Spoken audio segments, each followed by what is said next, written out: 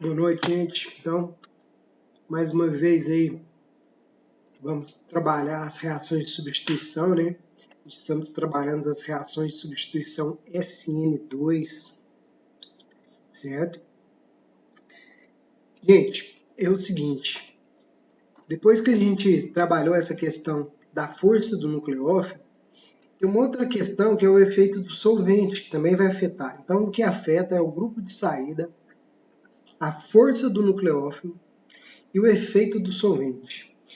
Por exemplo, a gente sabe que o fluoreto, é bem mais forte, tá? É um nucleófilo mais forte do que o iodeto, certo? Por que ele é mais forte mesmo? Se a gente for pensar, gente, o HF, o ácido fluorídrico, que gera o fluoreto como base conjugada, ele é um ácido mais fraco do que o ácido iodídrico, certo? Então, a base conjugada do HI é uma base conjugada mais fraca. Então, se a gente fosse analisar somente pela força do nucleófilo, a gente falaria que o fluoreto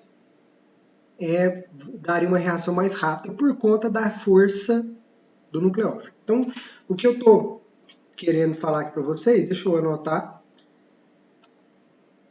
tentando explicar para vocês, é o seguinte.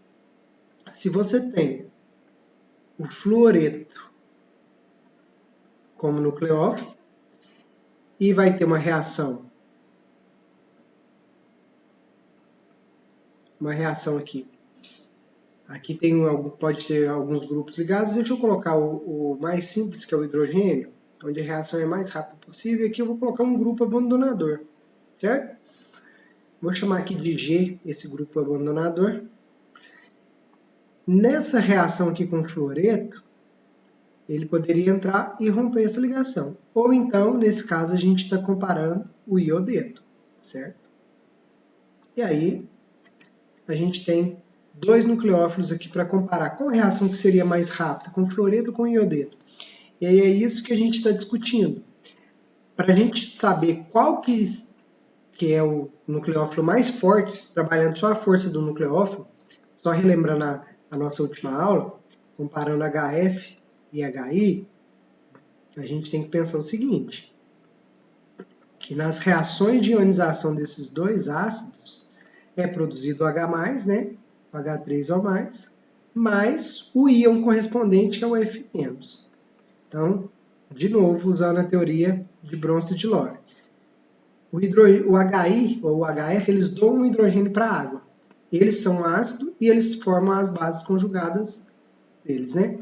O certo é que, se a gente for pensar, é o seguinte, quanto mais estável for essa base conjugada, mais a reação vai estar nesse sentido. Então, ácidos mais fortes, né? Ácidos mais fortes vão produzir bases conjugadas mais fracas. Então, se eu tivesse te informado essa questão da estabilidade dos ânions para discutir a acidez, tudo bem. Mas eu falei para vocês que a gente vai trabalhar mais com as constantes de equilíbrio. Se eu te falar que a constante de equilíbrio, a constante de ionização, o Ka, do ácido iodrídrico, é maior do que do ácido fluorídrico. Se eu te der isso, ou seja, eu te falei que o ácido iodídrico é mais forte que o ácido fluorídrico. Se ele é mais forte, ele produz uma base mais fraca. Então, em termos de força da base, o fluoreto é mais forte, certo? E aqui, deixa eu só apagar essas anotações de caneta para não atrapalhar a próxima parte que a gente vai discutir. Então, tá aqui a reação mostrando, né? O iodídrico e o fluorídrico, certo? A questão aqui que eu vou trabalhar aqui com vocês é a questão do efeito do solvente, né?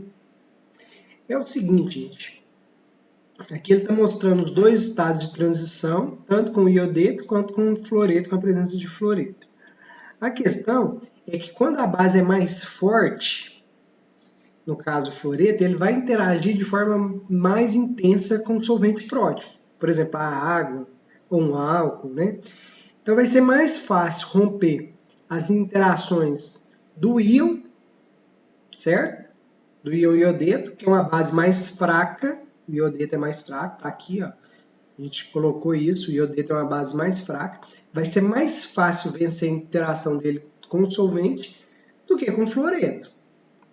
Então, o iodeto, essa interação do iodeto, vou representar assim, ó, com o solvente, é uma interação mais fraca, é mais fácil romper ela e o iodeto vai estar mais disponível. O fluoreto está menos disponível.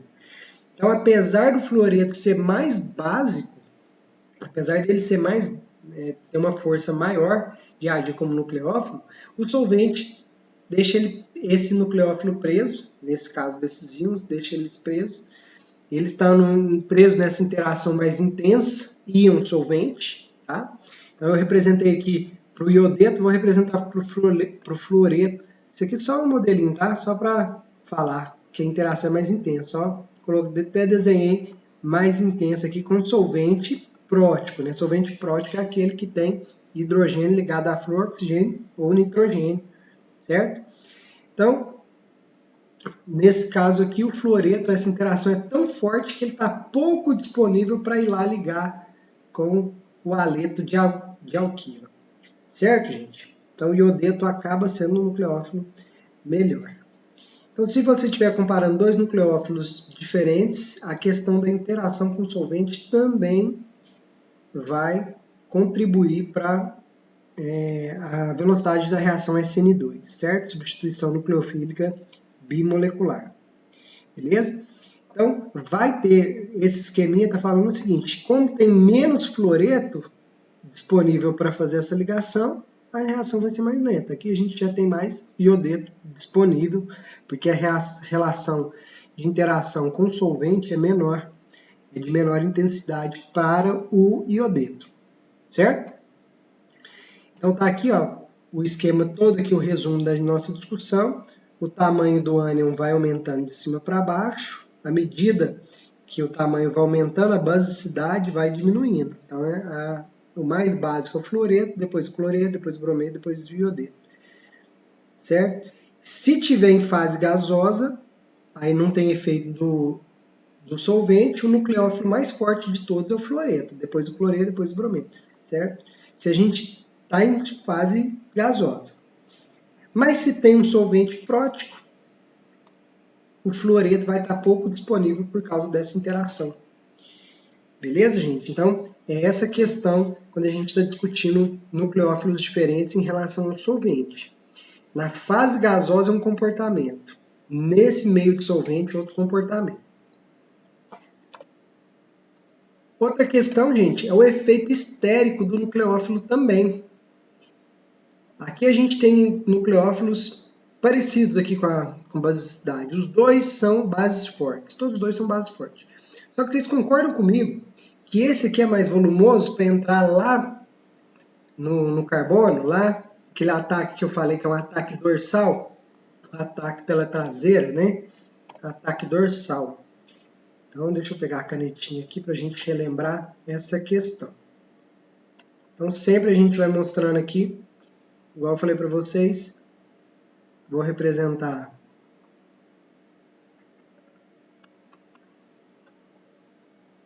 um carbono primário. Imagina aqui com um bom grupo de saída que é o BR. Se a gente estiver avaliando qual reação é mais rápida com esse haleto, usando esse primeiro nucleófilo, que é o íon etóxido, ou terc-butóxido, qual que seria mais rápida? A reação 1 ou a reação 2? Aí, gente, a questão aqui é efeito estérico, que é a palavra que vem de espacial, tá? Espacial, geométrico, é isso. Então, quando a gente tem um grupo mais volumoso, um grupo que tem uma disposição mais volumosa, que vai formar um nucleófilo mais volumoso, ele vai ter mais dificuldade para fazer esse ataque dorsal. Lembra que tem que entrar por trás da molécula? Certo? O ataque dorsal quer dizer um ataque por trás, ataque pelas costas. E lembrando que a molécula, se a gente for pensar bem, ela nem tem lado, né? Porque o tetraedro pode ser de qualquer forma, mas o pessoal denominou como ataque dorsal por convenção de desenho, tá? Então, é isso, o efeito estérico é outra questão. Mas uma pergunta que a gente pode fazer é o seguinte. Lá a primeira reação que a gente viu foi essa aqui, ó, usando um nucleófilo bem simples, a hidroxila. Se a gente colocar ela para reagir com esse aleto aqui, que é o brometo de metila, tá? O brometo de metila aí, um aleto bem simples, né? 3 hidrogênios, 1 bromo. E aí, a gente pode pensar o seguinte, que essa hidroxila, ela vai atacar aqui por aproximação, uma reação SN2, tem a cisão heterolítica dessa ligação aqui, e aí a gente vai ter, então, a formação do metanol. Beleza? E aí libera Br- para o meio. A questão que eu quero chamar a atenção para vocês, isso aqui é uma hidroxila, ficou mal desenhada, mas só para a gente ter uma discussão aqui que é a seguinte, se essa reação aqui ocorre porque esse carbono é positivo e ele é atraído pelo nucleófilo, aí aproxima, começa a formar uma nova ligação e libera essa reação aqui, quebra essa ligação, que é a ligação carbono-aleto, liberando o aleto para o meio, por que não acontece o contrário?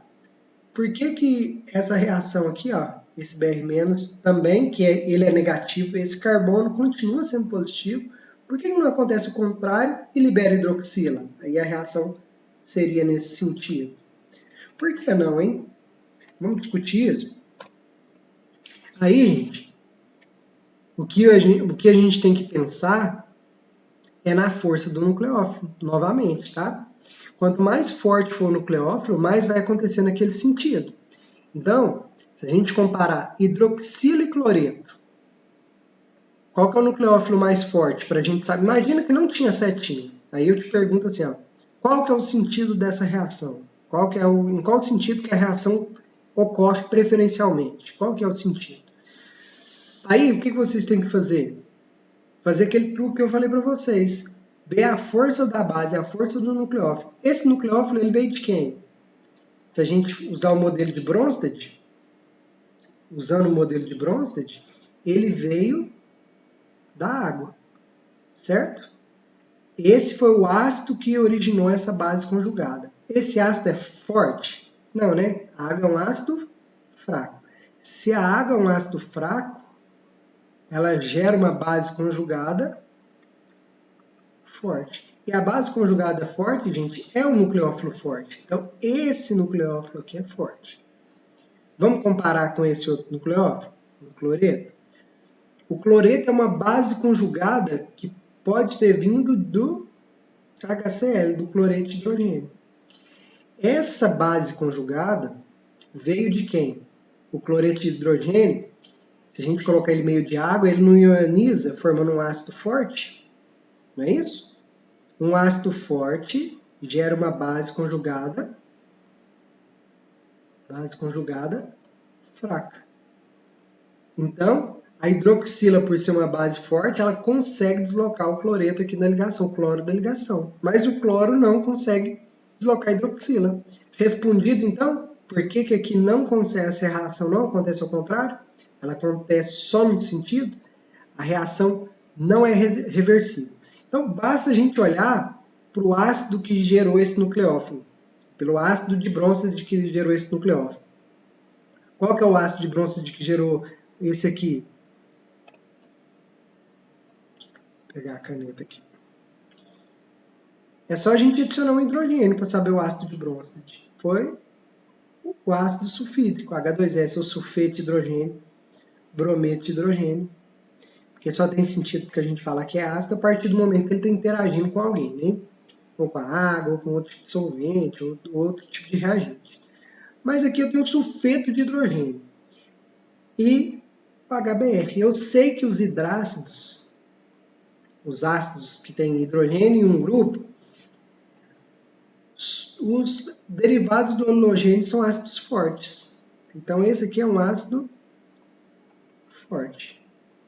Esse outro aqui já é um ácido fraco. Então as regrinhas lá de química geral, de química inorgânica, a gente está usando aqui. É um ácido fraco. Ácido fraco gera uma base forte. Então, a partir de agora, eu vou circular só as bases fortes, certo? Então, olha só o tanto de reação de substituição que dá para fazer usando esse haleto. Aqui a gente produziu um álcool, aqui produziu um tiol, aqui já pode produzir um éter, um tioéster, uma amina primária, um alcino. Ah, esse aqui vocês lembram, ó. Esse aqui foi a última reação que a gente viu. Gente, o alcino, esse carbônio, desculpa, ele vem de um hidrogênio ácido do alcino, que né, a gente discutiu que esse ácido é um ácido fraco, né? Mas tem uma certa acidez que meio de uma base muito forte consegue remover esse hidrogênio. Então, se ele é um ácido muito fraco, ele vai produzir uma base conjugada muito forte. Tá? Então, todos esses exemplos aqui vêm disso. Igual esse composto aqui, o alcóxido, ele veio de um álcool, né? Se eu colocar um hidrogênio aqui, eu percebo que ele veio de um álcool. Gente, o álcool já foi discutido, né? Que o álcool ele tem propriedades ácidas e básicas, só que muito fraco. Então, o álcool ele se comporta como um ácido muito fraco. Então, ele produz uma base muito forte. Então, quem que são os grupos abandonadores que a gente está vendo aqui para esse tipo de reação? Não são os haletos?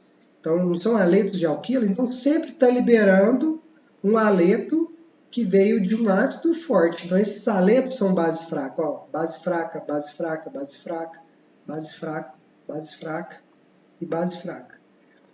Todos os produtos aqui foram originados por bases fortes, nucleófilos fortes. Então, esse aqui é onde veio de um nucleófilo forte, que é RSH, tá? Os compostos de enxofre aí, orgânicos são bases fracas. Olha lá aquela base que a gente discutiu anteriormente. É uma base que veio da amônia. A amônia ela tem propriedades, na verdade, as propriedades dela são básicas, né? Mas meio aquoso. Mas aqui nesse caso, quando ela doa um hidrogênio para formar uma NH2-, a gente chamou ela de um ácido muito fraco que produz uma base, então, muito forte. Certo? Então é essa a questão. Por que a reação não volta? Por que ela não é reversível? Porque você utiliza um nucleófilo muito mais forte do que a base liberada. A base que eu falo liberada é o ânion do haleto. Certo? Então vocês percebam que esses tipos de reação de substituição tem uma discussão bem mais intensa, né? Vários fatores afetando a velocidade de reação. E agora a gente já está vendo que tem essa questão da discussão da reversibilidade. Aí vocês podem perguntar, mas será que nenhuma reação dessa SN1 ela é reversível? Aí, gente, vocês vão falar o seguinte, só vai ser reversível se for compostos que têm acidez semelhantes. Quer ver? Olha o exemplo aqui. Se você estiver discutindo essa reação aqui, ó, brometo de etila em meio de iodeto. O brometo é substituído por um iodeto aqui no produto. Essa reação aqui, sim, ela é reversível. Olha só a acidez dos dois compostos. Muito parecido. Olha o pKa. Bem parecido, né? Um de -9 e outro de -10, indicando que os dois são ácidos fortes. pKas menores que 1. Né? São ácidos fortes. E aí sim vai ser reversível, né? Quando a acidez ela é semelhante. Certo, gente? Então, com essa última aula aqui dessa parte de reações SN2, a gente discutiu o que interfere nesse tipo de reação, nesse tipo de mecanismo. Agora vai ficar os exercícios, as atividades para vocês tentarem fazer.